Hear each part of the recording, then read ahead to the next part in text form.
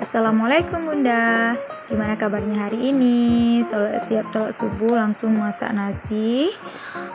Kegiatan hari ini ya gitu-gitu aja, jangan salfok ke tempat rice cookernya, ya dimaklum aja ya Bun. Lanjut dengan bersih-bersih ikan. Ini belanjaannya udah saya belanja semalam ikannya ya. Berhubung nggak sempat pergi ke laut, jadi kami ambil ikan di pasar aja.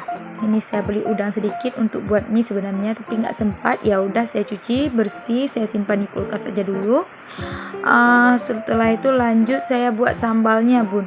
Rencananya mau saya masak kuah cerah, tapi berhubung nggak sempat belanja, ya udah kita masak simple sambal sama goreng ikan. Siap.